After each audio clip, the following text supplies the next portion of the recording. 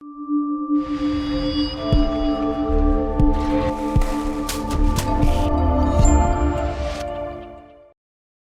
good afternoon, and welcome to the Middle East Forum's weekly podcast series, Israel Insider. My name is Anaf Kalam, and I will be moderating today's discussion. We are pleased to be joined by Ashley Perry, who is an advisor to the Middle East Forum's Israel office, joining us each week to give us a brief overview of the top events currently going on in Israel. Mr. Perry will speak for 15 minutes, followed by 15 minutes of Q&A from the audience. If you'd like to ask a question, you can do so by using the Q&A box located at the bottom of your screen to type your question. And with that, I will turn the discussion over to Mr. Ashley Perry. Thank you very much, Achnaf, and good evening from Israel. Really, there's only one place to start tonight, and that is with the invitation by newly inaugurated President Donald Trump to Israel's Prime Minister Benjamin Netanyahu. First of all, it's a historic invitation because it is the first time ever that the first foreign dignitary to visit the White House at the beginning of a presidential term will be an Israeli prime minister.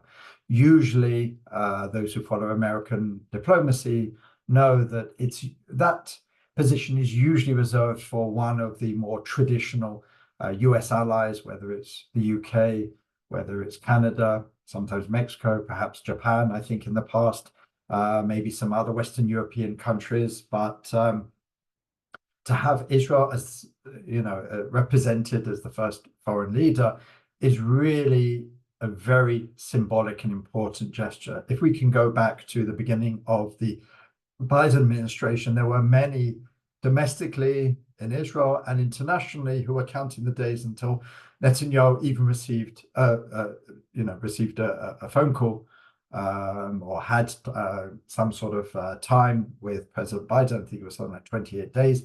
And it was months and months and months, something like 8 or 9 months until there was actually a face-to-face meeting, and that was on the side of the UN. It wasn't a traditional White House sit-down. And if we look at what that represented symbolically, it showed allies and adversaries alike that there was daylight between Israel and the US. Clearly, President Biden was unhappy about some of the things Prime Minister Netanyahu was doing, judicial reform, etc. But it really sent a very strong message. So if that sent a strong message, then this would also send a very strong message that there is no daylight between the US and Israel. US and Israel relationship is really at the front end of the priorities of this administration's foreign policy decision making. And it's a real show of support for Israel as it winds down a very long, bloody, expensive, emotional roller coaster of 15 months. And we'll have to wait and see what is going to be on the agenda and what exactly is expected of Netanyahu. It's clear that the hostage deal will be on the agenda. Iran, what sort of tack to take, diplomacy first, military second, are military options on the table? Is this an opportunity? Will the US help, not help, stand aside, etc.? Saudi normalization is something that many people have been talking about. We haven't heard for a while the Saudi demand that a strong path towards a Palestinian state be sort of inaction before any sort of normalization, but we'll have to wait and see. Domestically, Netanyahu is in a bit of a bind. And as one commentator said this week, and it's basically to a certain extent true, Bibi in the next few weeks, especially towards the end of the phase 1 of this hostage deal, will have to make a simple choice. Not so simple, but really, let's break it down. It's between Smotrich and the future of his government and Donald Trump. What I mean by that is that it's clear that this Trump administration, from Donald Trump himself down, Witkoff, the Middle East envoy, and others, they want this hostage deal done to the end, all phases, all the hostages out, an end of the war, at least for now, humanitarian aid, etc., etc. On the other hand, Bezalel Smotrich has said that he will remain in the government for phase one because he has been promised by Netanyahu that there will be a return to fighting after phase one and an accomplishment of all the main goals set out at the beginning of the war. And as we know, those goals include not just the return of all hostages, but a victory for Israel, the end of Hamas's military and governing rule, and the ability of Gaza to threaten Israel. Again, what we've seen over the last few days is that Hamas are very much still there. They're still the governing power. To what extent they are able to re-equip, rearm, reman their forces is subject to debate. Clearly, they're not where they were on October 7th of last year, but it's clear also that Hamas are still running things in Gaza, and especially with the return of civilians to the north of Gaza, there is more of a focus on what was not achieved alongside what is being achieved, and that's chiefly from the Israeli side, at least, the return of hostages. We're going to see another 3 hostages released tomorrow and another 3 on Saturday.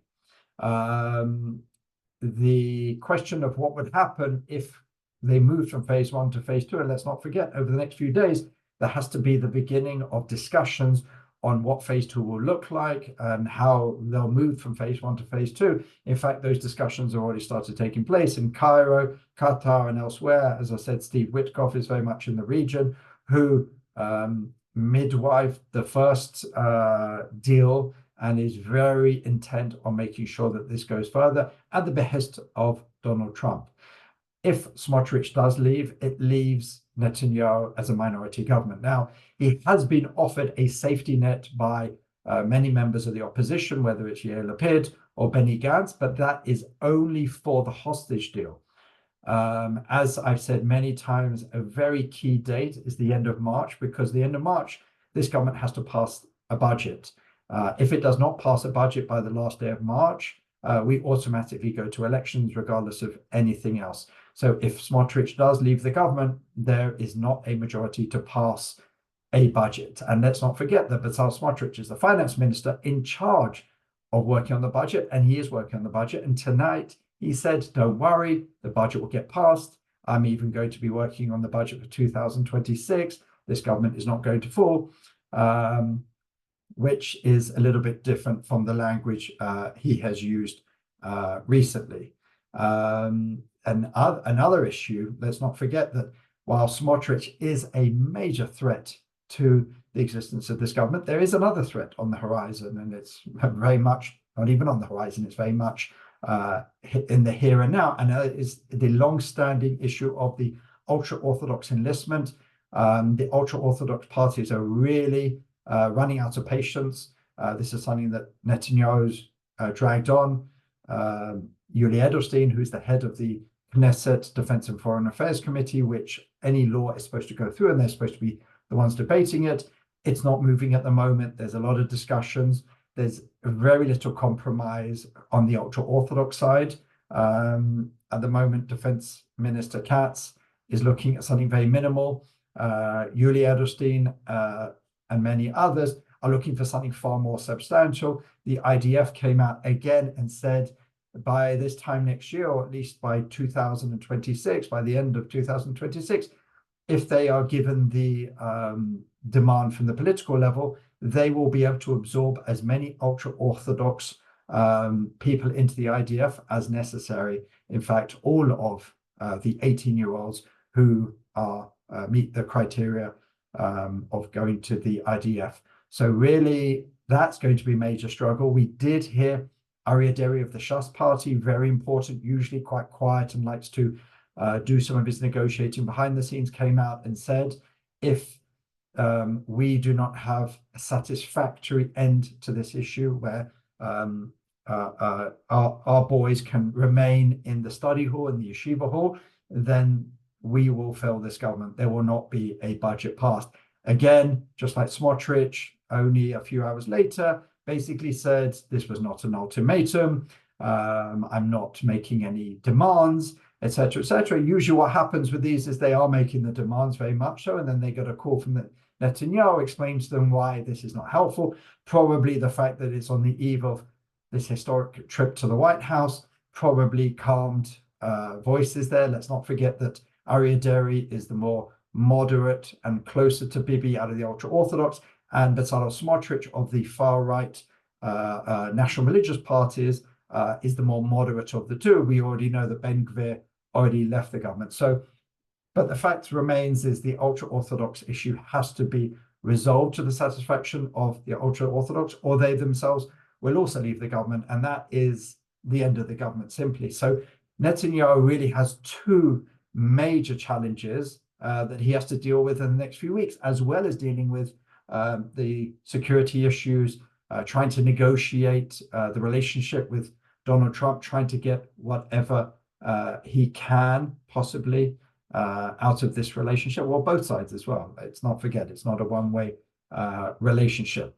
One other interesting tidbit that came out this week was when President Trump talked about the possibility of some Palestinians in Gaza, perhaps as much as 1.5 million, being relocated temporarily or otherwise. Trump said it didn't bother him either way. Two other areas he originally talked about, Egypt and Jordan, how they'll both take. That's clearly never going to happen, especially with Jordan, with a 70% Palestinian demographics. They're not going to be able to take even 10 more thousand, let alone hundreds of thousands. So that was a non-starter, and clearly they came out against it. But other countries that were floated were Indonesia and Albania. Albania's prime minister came out again and said he was not consulted on this and he would not be necessarily in favor. But as we saw with the Colombia episode, Donald Trump likes to get his way, and he has a lot of levers, he has a lot of carrots and a lot of sticks, which he can shake in various directions. So perhaps this episode is not over yet, but it would be quite a mammoth task to facilitate the removal, not forced, voluntary or otherwise, I'm assuming it would be voluntary, of hundreds of thousands of Palestinians. Interestingly enough, there has been quite a lot of media attention to those Palestinians who have moved back to their towns and cities in the north of the Gaza Strip, who said there's simply nothing left for them and they're quite happy to leave tomorrow. Those voices are growing louder. The question is whether the international community will assist in these efforts or not. There's always been a special exception for the Palestinians. While in every other conflict in modern history, the international community has helped those who want to seek to leave the theaters of war to do so, except for the Palestinians. The fact that that there's a lot of so with this issue, there are those who suspect in Israel that that this was a bone thrown by Trump at the behest of Netanyahu towards Smotrich, because this is something that Smotrich has been very much in favor of, voluntary emigration of the Palestinians. I don't think it's that sophisticated. I don't think it's something that was organized. I don't think it's something that's going to happen in the next couple of weeks. So I'm not quite sure. As we've seen, Donald Trump has a lot of ideas and likes to talk about them openly, even if at first they do seem unlikely. Going back, I should say, about the whole ultra-Orthodox enlistment issue, there were those who said that the fact that the strongest proponents of the hostage deal in the government are in fact the ultra-Orthodox parties. And there are some on the right, including Smotrich, or including certain members of Smotrich's party, who suspect, this is what they've openly said, that they are supporting the hostage deal as a quid pro quo for the opposition support in some way for the IDF non-enlistment laws. They would prefer it. Again, I think that's probably unlikely, first of all, because the opposition really can't do much. It can't really enter into a law at this point. It's very difficult for them to do so. Government, usually has the reins on those types of things. And also, if we look historically, the ultra-Orthodox has been a lot more dovish on these issues. They have put these types of issues first. Let's not forget, Shas allowed the passing of Oslo. Shas were a big supporter of the Shalit deal. So I don't believe that that's particular reason, but that's certainly something that's put out by Bezalel Smotrich and his supporters and some of the other right-wing members of the government. Finally, we are seeing more hostage releases, and in Israel, it's a very emotive issue. Everyone is glued to their screens when they're getting released, how they're getting released. But also what we're starting to see is people understanding the cost of the deal. We're seeing tremendous celebrations in East Jerusalem and around Judea and Samaria as these terrorists are being released. We're understanding who they are, we're understanding who they murdered. And we're also starting to hear from some of the Israeli residents in the Gaza envelope, in Sderot and some of the kibbutzim that were invaded on October 7th, who are starting to witness activity in areas close to them that they simply have not seen for over a year, since October 7th, or at least since Israel started its ground invasion. They are starting to get worried. Don't forget, some of these communities are mere hundreds of meters apart.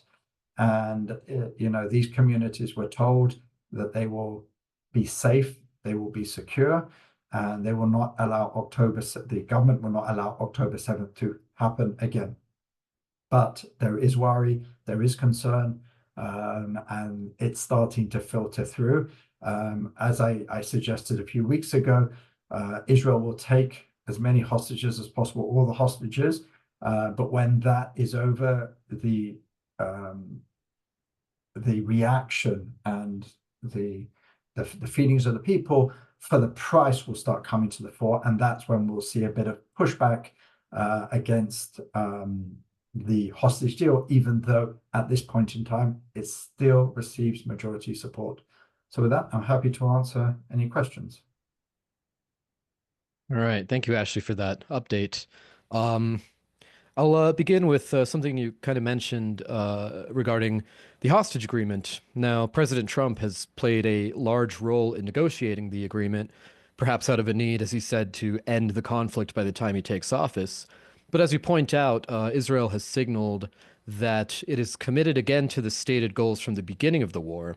So, how strongly do you think the Trump administration would support Israel's goal of a total victory over Hamas?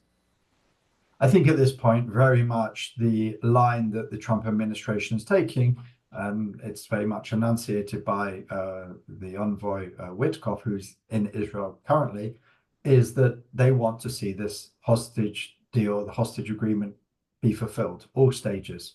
What happens after that is anyone's guess. I'm sure there will, if Hamas were able to rebuild, were able to threaten, were even to attack Israel, I'm sure there would be a strong hand, or at least a large and determined support from the Trump administration. But I think at this point, the Trump administration officials are very much pushing not to return to war at this point, which will mean that the goals will not have been met. However you want to sugarcoat it, Hamas will still remain in power. Now, could there be a technocratic government, as Hamas have suggested? Perhaps, but that will be window dressing, and also you need to bring in the PLO, which Israel is against. The PLO themselves are against Mahmoud Abbas and the PA.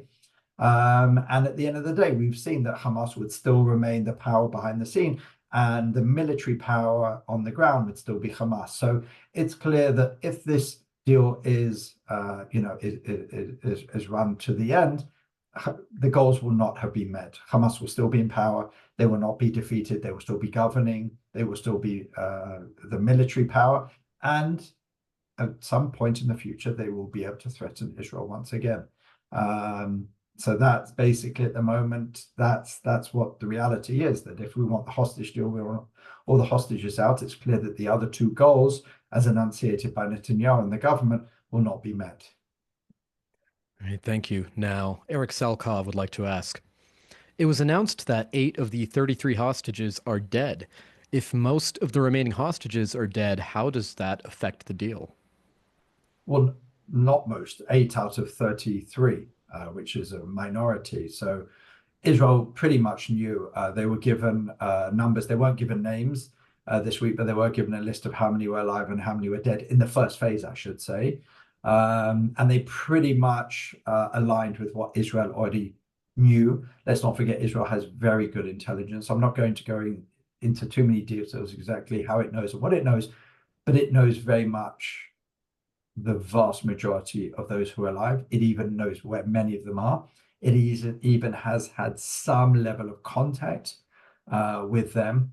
So none of this is a surprise, and they went into this with their eyes open. But the majority of the hostages, all of them, not just in phase one, those to be released in phase one are still alive, and Israel knew almost, let's just say 95% certainty who was alive and who's not. All right, thank you. Now, Stephen Miller would like to ask, is there any new information in on where in Gaza the hostages are hidden?